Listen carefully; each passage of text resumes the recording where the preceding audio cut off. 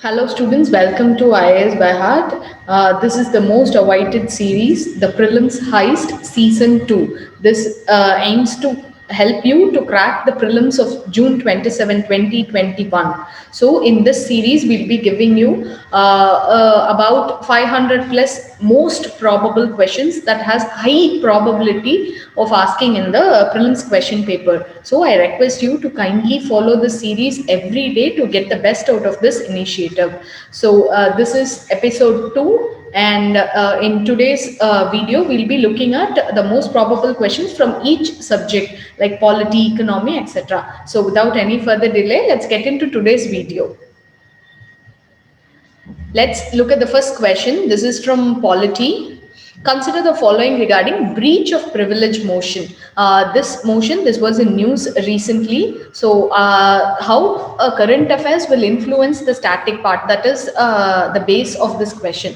So, what is a breach of privilege motion? Let's consider the statements given. It means violation of any of the privileges of the members of parliament, that is MPs.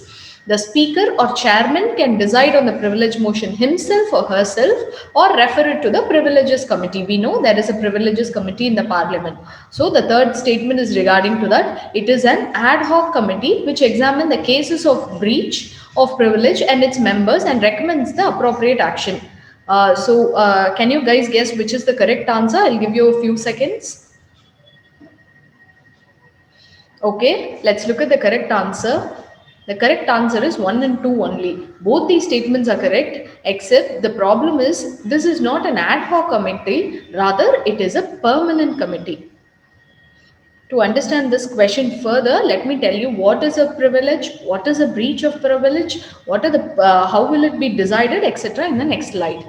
So, what are privileges? Privileges are actually the rights and immunities that people who are part of the legislature, be it the state legislature or the parliament, they enjoy against civil or criminal liability for actions done or for any of the statements they made in response to their legislative duties. They cannot be punished for whatever the statements they say inside the parliament or the legislative assembly.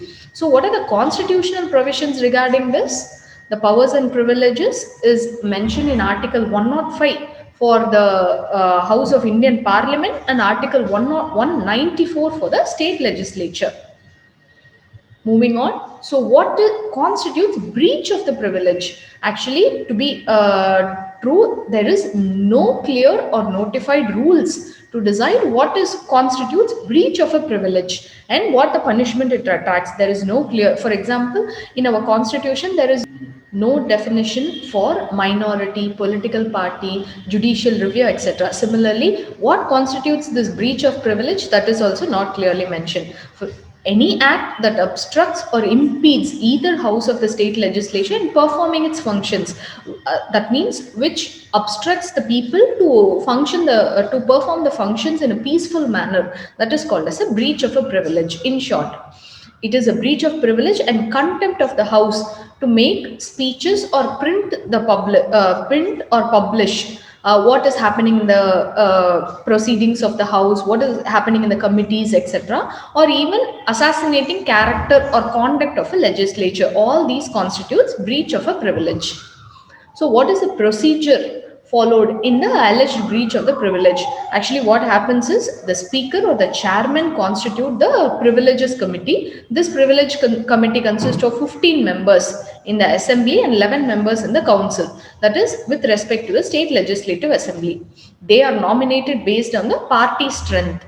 Usually, the speaker or the chairman of the state legislative assembly or the council or the parliament, upper house or lower house, decides on the motions. If the privilege and contempt are found actually true, then the speaker will forward it to the privileges committee. The committee will actually then examine what are the statements made by him. Has it actually insulted any of the person or the parliament or the state legislative assembly, etc. This privilege committee is actually has quasi judicial powers. Then they will seek an explanation and from the person concerned and conduct an inquiry and make the recommendation. So in short, first of all, the chairman will decide, the chairman will hear it, then he will seek an explanation, and then he will examine it. Then, after referring it to the committee, what will happen? They will examine it, order an inquiry, and then finally the punishment will be given. This is the procedure if someone breaches the privilege. So what is the punishment? If the committee finds someone guilty of breach of privilege, it can recommend the punishment. This punishment can include communicating the displeasure, like condemning someone, you shouldn't have done that, like more of a warning, etc., summoning the offender and giving a warning, and even sending him to jail. So there is no clear cut punishment for breaching of the privilege. In case of the media, press facilities of the state legislature may be withdrawn and public apology can even be sought. The meaning, it can range from public apology to just giving a simple warning. That's all about breach of privilege. Let's move on to question number 2. This question is from economy. Consider the following statements regarding production linked incentive scheme or PLI scheme. We have been seeing this recently in newspaper a lot of times. Let's look at the statements. The scheme proposes a financial incentive to boost imports and attract huge FDI.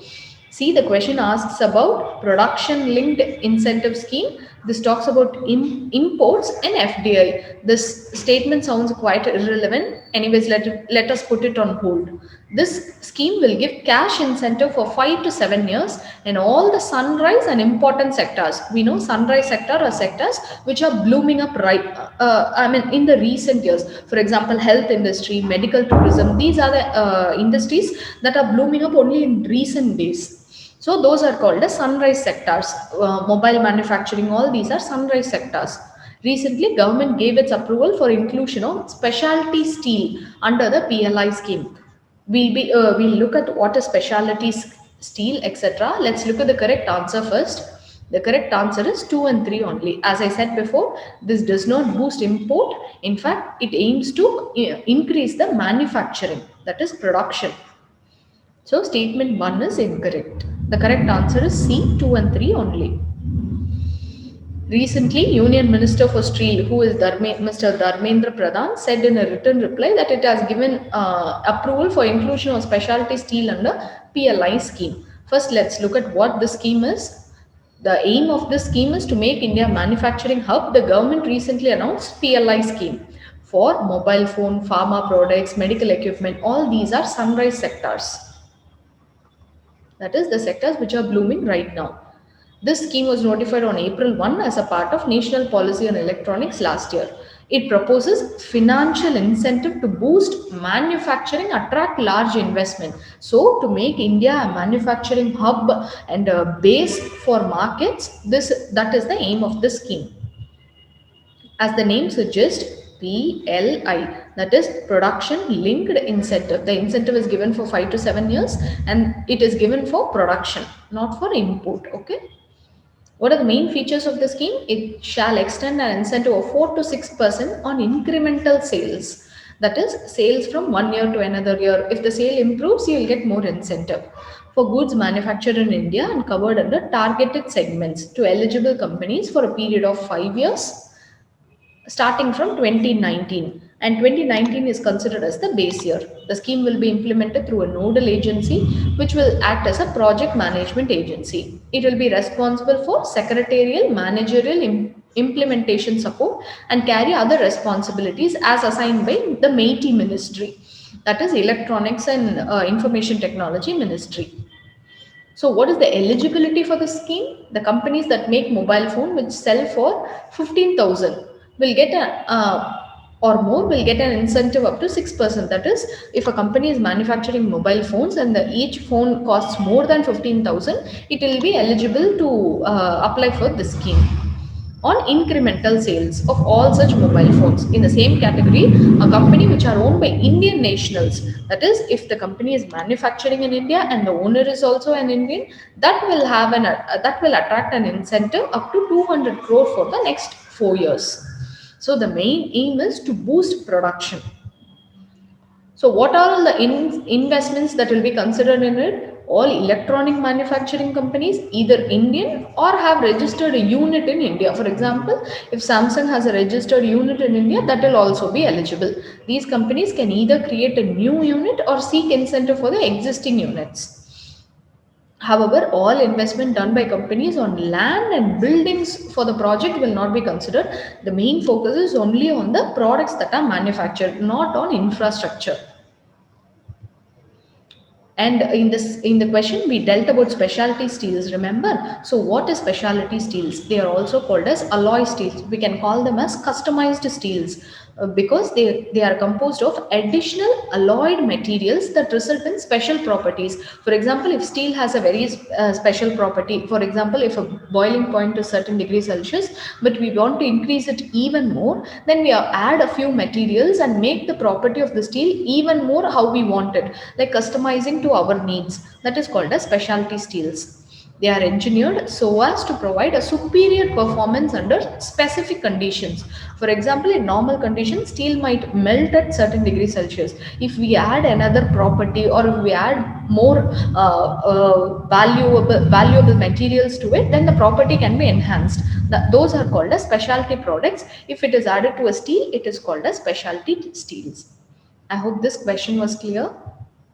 Moving on, India is to construct the Shahdut Dam across the Maidan River in which country? This was also recently in news. The correct answer is Afghanistan. Let's look at the map for this. This is Afghanistan, this is Pakistan, and here is India's Kashmir, etc. So this is India. India is constructing the dam here. This is the Sahut Dam. Recently, External Affairs Minister announced at the Geneva Donors Conference that India is to construct the Shahdut Dam across Maidan River. This began in 2016, actually, the negotiation, but recently it was finalized. It is to be constructed in the Kabul River Basin, one of the 5 river basins of Afghanistan. Afghanistan is a very dry state. This river basin, Kabul, is one among the only 5 basins of the country. This will provide irrigation, drinking water to the Kabul province, and the project estimate is 305 million. All these trivial details you don't have to remember.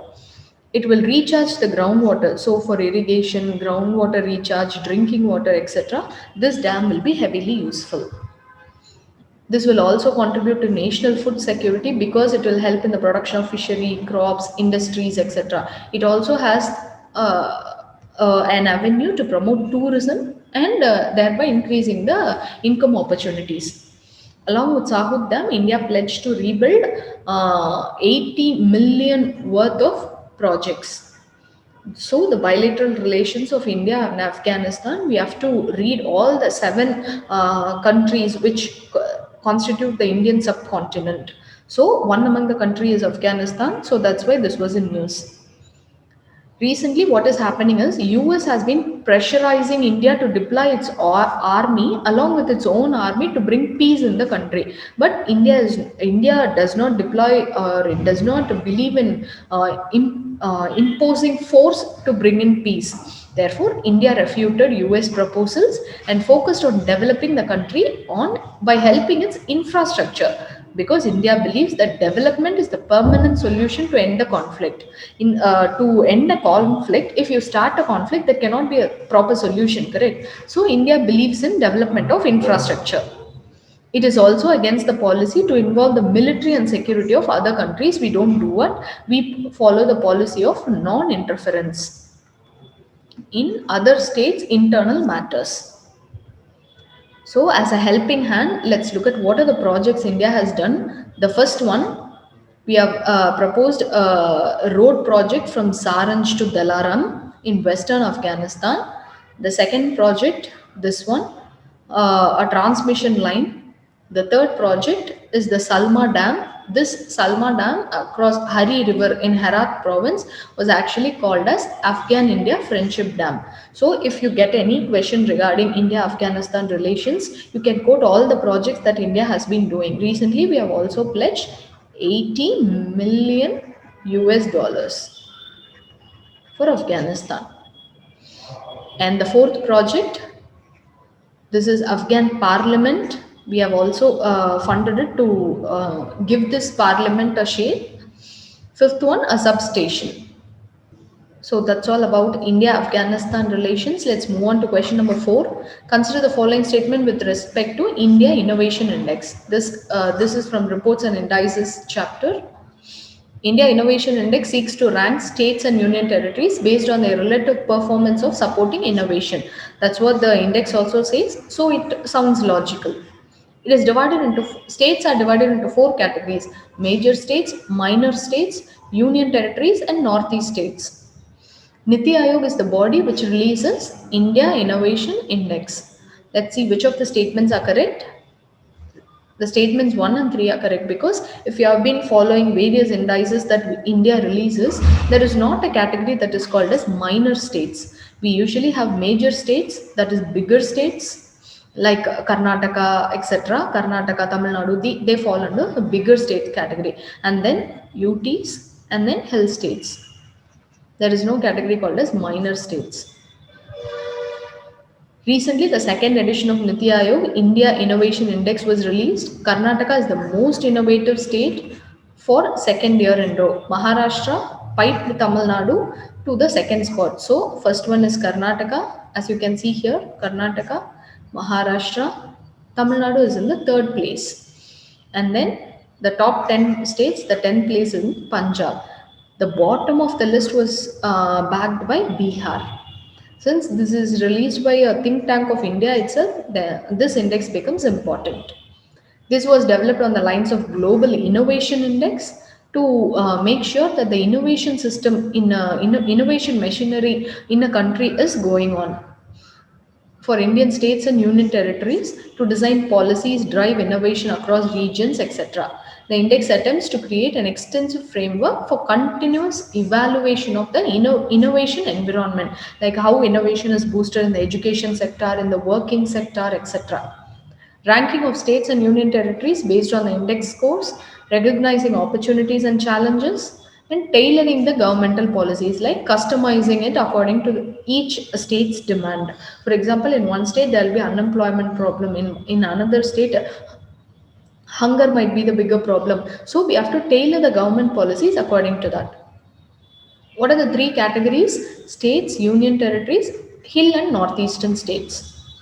This calculates the average scores of two dimensions. One is enablers and performance. Enablers are the factors that underpin capabilities, like how is the human capital, how is investment in the state, how knowledge workers are there, business environment, safety and legal environment. These are enablers. These factors enable innovation in a state. Performance, that is knowledge output, knowledge diffusion, that is the benefits that a nation derive from the inputs. For example, if the education is an enabling environment, if knowledge is enabling, how is the performance of the state? So it manages both the cause and the effect. What is the significance of the index? India has a unique opportunity among various challenges to become the innovation leader in the world, because the number of engineering students that pass out from India per year is the whole population of Switzerland, but it tops the Global Innovation Index. So, where is it lacking? It's high time that we should analyze this. So we should go for a cluster based innovation, should be leveraged upon the focal point, like making a few clusters. For example, in your state, developing a cluster to address the local civic issues. For example, if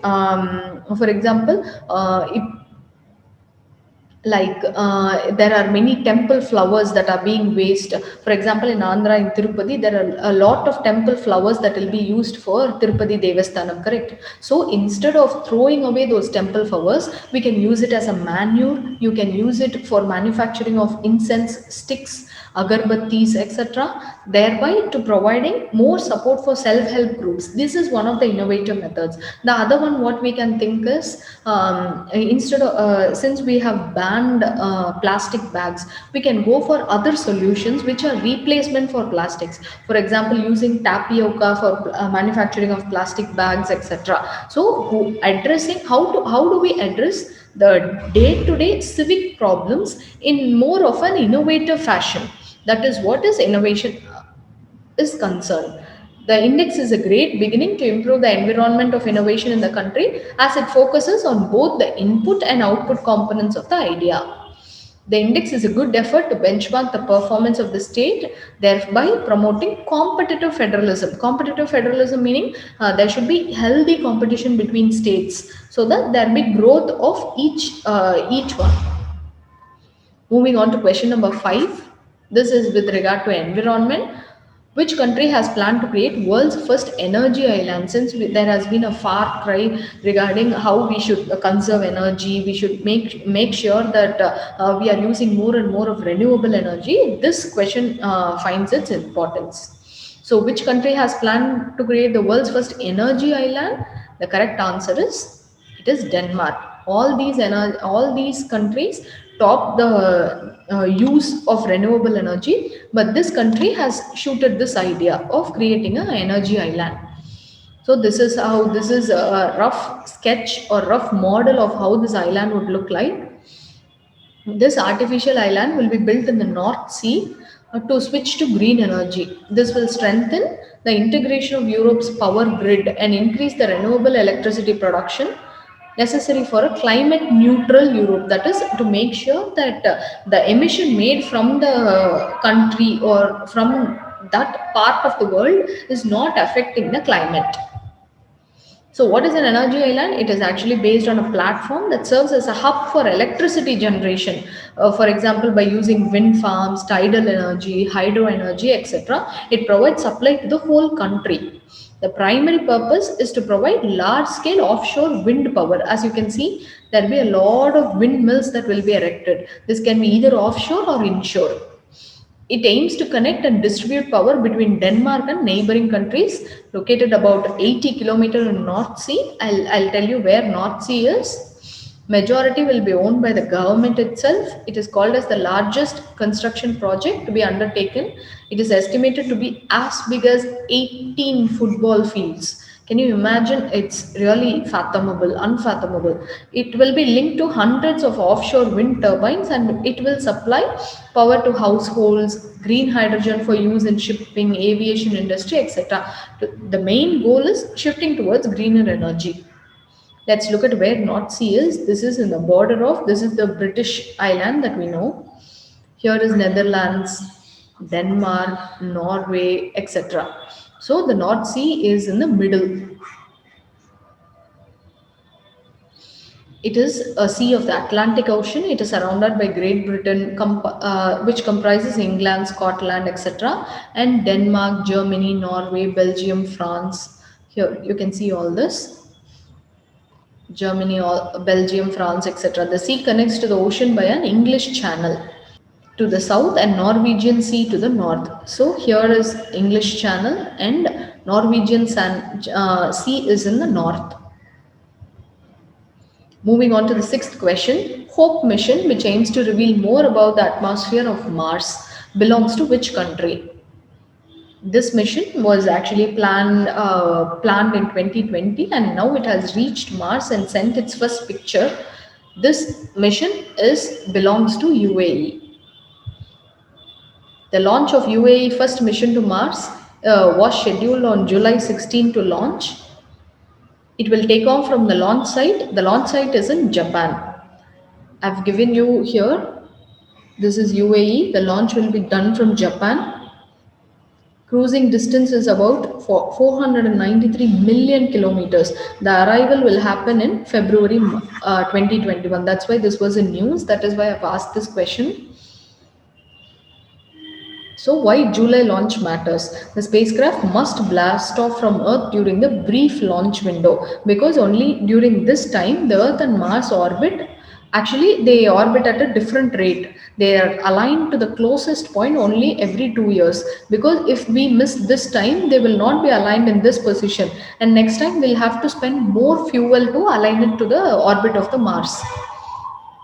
This mission was actually announced in 2015, launched in 2020, and it has reached in 2021 Feb. The aim is to create mankind's first integrated model of red planet's atmosphere to understand the atmosphere of Mars.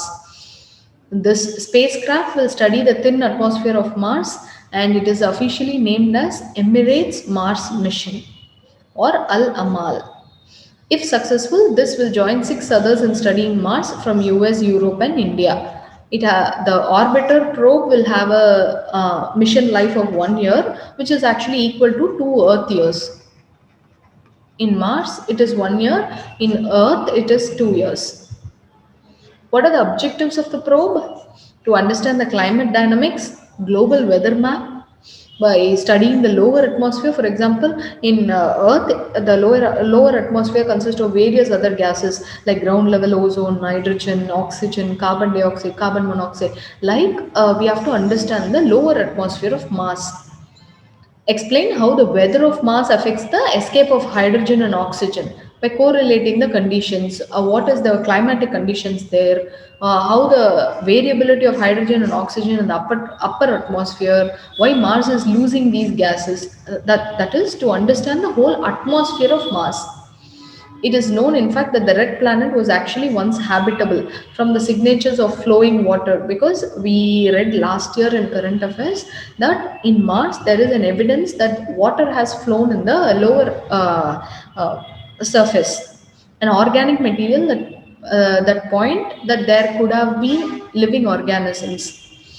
This understanding will help the scientists understand the future of the uh, planet.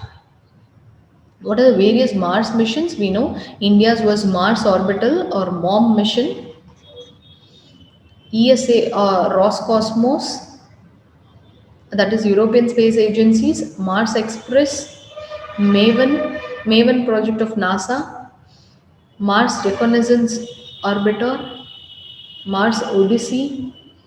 These are some of the projects: Viking, Phoenix, Viking 1, Pathfinder, and then NASA Curiosity, NASA Opportunity. All these, since this planet is very much resembles to Earth, and it also has evidence that it has supported living organism, we are so curious to analyze this planet. Let's move on to the seventh question. This question is about Guru Gobind Singh because recently his birth anniversary was celebrated. He is one of the last of the 12 Sikh Gurus. We have to know if he is the last, if there are 12 Sikh Gurus. If you know that answer, then you'll be able to understand. His father, Guru Tegh Bahadur, was beheaded on the orders of Aurangzeb. The 5K tradition was started by Guru Gobind Singh. Let's look at the correct answer. The correct answer is 2 and 3 only because in Sikhs there are only 10 gurus. And Guru Gobind Singh was the last Sikh guru. As I told you, it was his birth anniversary recently. He is of the last 10 Sikh gurus. He was born in December 22 in Patna, Bihar. His annual celebration is based on the Nanakshi calendar, which belongs to the Sikhism religion. He, at the age of 9, became a Sikh Guru. Following the demise of his father, who was Tegh Bahadur, the ninth Sikh Guru, he was actually killed on the orders of Aurangzeb. He is known for his significant contribution to the Sikh religion. He is the one who introduced turban to cover the hair. As we see in many Sikhs, people who follow Sikhism, they cover turban, right? That was introduced by Guru Gobind Singh. They religiously follow the morals and codes of discipline set by Guru Gobind Singh. The Khalsa or the 5Ks, let's look at what they are. Uncut hair, they are not allowed to cut their hair. They can comb their hair only using wooden comb. They have a steel bracelet that they wear in their hand, and then a dagger, short breeches. These are the 5Ks. These were the 5 articles of faith that a Khalsa must always adhere. That is, any person who religiously follows Sikhism. He is also responsible to establish the highest order. Many other rules for Khalsa warriors to follow, like abstaining from tobacco, alcohol, he should not eat meat, etc. He is also duty bound to protect innocent people from persecution. All the religions point to the principles of peace only. He fought against the Mughals in 1705 battle. He was assassinated in 1708. He named Guru Granth Sahib the religious text of Khalsas and Sikh Gurus of the two communities. Let's move on to the art and culture question. Question number 8, Pattachitra. This art form is based on the states of Kerala and Karnataka, though it sounds more towards the south, like Pattachitra, more like Tamil Nadu Kerala name. This is actually the wrong option. The art form is known for the intricate details and mythological narratives and folk tales inscribed in it. Let's look at the correct answer. As I said, this does not belong to Kerala or Karnataka. This is actually one of the oldest and most popular art form of Odisha and West Bengal. This is how this art form looks like. Have a look at it. This is the Pattachitra art form, painting. This is evolved from the Sanskrit word patta meaning canvas and chitra meaning pictures. It is done on canvas and it is manifested by rich, colorful application, creative motives, designs, etc. Mostly mythological. As you can see here, this is Kali, women goddess, and this is about Krishna, Radha. Some of the popular themes exhibited are Tiya Badia, that is Jagannath Temple of Odisha, Krishna Leela, Dasabhatra Patti, that is the incarnations of Vishnu, Panchamukhi, that is depiction of Lord Ganesh as five-headed deity. So this revolves mostly around the mythology. This was painted on cloth, follows a traditional process of preparation of the cloth as a canvas, etc. First, the base is prepared by coating the cloth. First, the base is prepared by coating the cloth with soft white material, that is chalk, etc. And then glue is made from tamarind seeds. That is, it was actually used only by organic colors are used. It is a tradition to complete the borders of the painting first. First, usually they paint the borders and then start painting the inside. The painter then starts making a rough sketch directly with the brush using light red and yellow. The colors used normally are white, red, yellow, and black. As you can see in this, red dominates, and then white or sandal, and then yellow. These are the dominant colors. This makes the painting water resistant and durable. When the painting is completed, it is held over a fire. For example, in terracotta jewelry making, usually after molding the design, making it into a desired design, they are kept under fire because it will create a durability, and after that, a layer of lacquer is applied. Similarly, here also to provide waterproofing.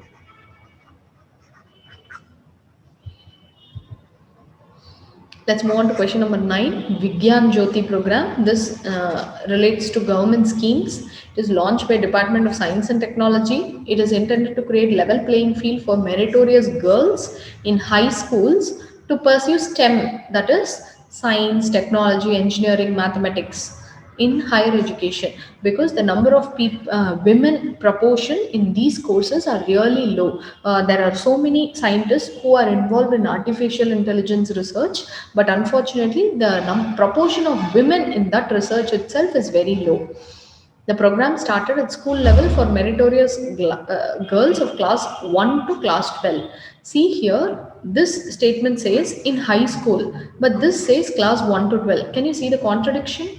So either one of the statement only should be correct, and this talks about science and technology. So from class 1, I don't think it will be more relevant. So let's look at the answer. The correct answer is 1 and 2 only, because it starts from higher classes, not class 1.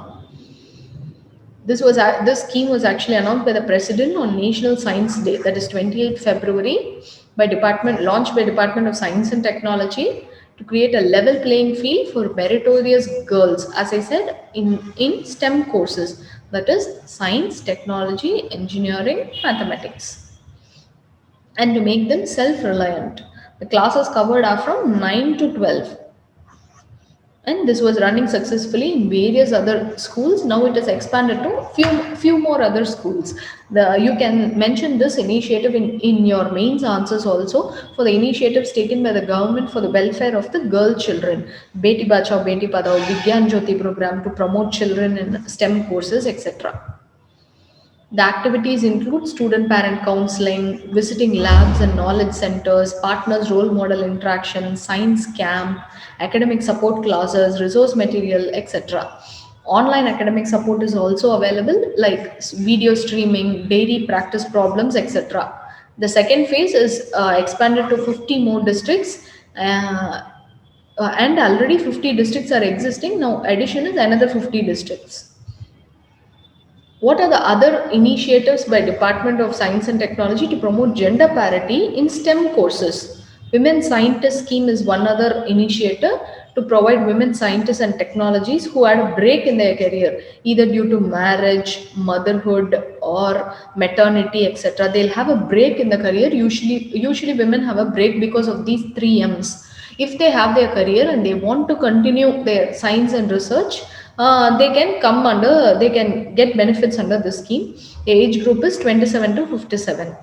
Then Mary Curie, she is a famous scientist. This scheme is named after her to improve the R&D infrastructure and establish state-of-the-art research facilities to create excellence in science and technology. Consolidation of university research and innovation and excellence in women universities.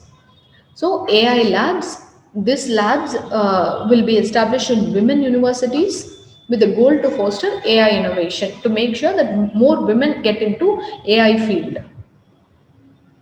And then GATI, Gender Advancement and Transforming Institution, to develop a comprehensive charter and framework to assess the gender inequality. Then Kiran scheme. Kiran is for knowledge involvement and research advancement through nurturing to bring gender parity in science and technology by inducting more women through various programs. Though each of these schemes have various other nuances, like people of this age only could come in and students of this standard, but these are the overall view. What are the schemes for promoting gender parity in STEM courses? We have come to the last question. India's first pollinator park is established in which state? Because recently there was a research that found now if the bees are to get extinct, then no human life can live on this earth. Though they are very small and they contribute very less of the population, the work they do and how they make the ecosystem balanced, that cannot be underestimated. So the first pollinator park is established in which state? In Uttarakhand. This was established with over 50. Who are the pollinators? Butterfly, honeybees, birds, insects, etc., who help in pollination of the plants. This was developed in Uttarakhand. The objective is to conserve various pollinator species. If pollination doesn't happen, then trees, plants would perish. If trees and plants would perish, human life itself would perish. So they play a very major role to create awareness among people in general about the importance and conservation of these species, promote further research, various aspects of pollination, including threat to habitat, impact of pollination on polluters. If we use more and more fertilizer, then pollination will not happen. If that does not happen, the whole food web or food chain or even the ecosystem itself can get damaged. Pollinators provide pollination service to over 1,80,000 different plant species. Without them, population of plants would decline even if soil, air, nutrients, other sustaining elements were available. Even in tropical forest, which have abundant, which are rich in resources, if these pollinators are not present, then the whole point of those plants itself is a waste. The importance of pollinators was recognized long back. To conserve the pollinators, parks, gardens, strips, pathways are actually located in countries like USA. Now only we are recognizing the importance of these species, butterflies, bees, etc. So we have come to almost the end of the session. Let me recap what we saw in this session. Breach of privilege motion. We saw what is a breach, what is a privilege motion, what are the punishments, what is the procedure. PLI scheme, the scheme to promote imports, the scheme to promote manufacturing, what are the incentives, etc. Shahid Dam, which is in Afghanistan, and various other projects undertaken by India and Afghanistan. India Innovation Index, what are the various parameters, and it is released by who, which is Niti Aayog. World's first energy island in Denmark. how various countries are taking serious the goal of moving towards clean energy. This is an example of that. Hope mission of UAE, Guru Gobind Singh, the last Sikh Guru, Pattachitra, the art form of Odisha and West Bengal, Vigyan Jyoti program to promote more girl students in the STEM courses, first pollinator park in Uttarakhand, etc. So that's all we dealt about in this. I hope this session was really useful to you, and I am very sure that most of the questions that reflect in our upcoming videos will surely have a place in UPSC question paper. So kindly tune in for the next episode, that is session 3, and please leave your doubts in the comment section below so that we'll be able to clarify your doubts then and there. Thank you.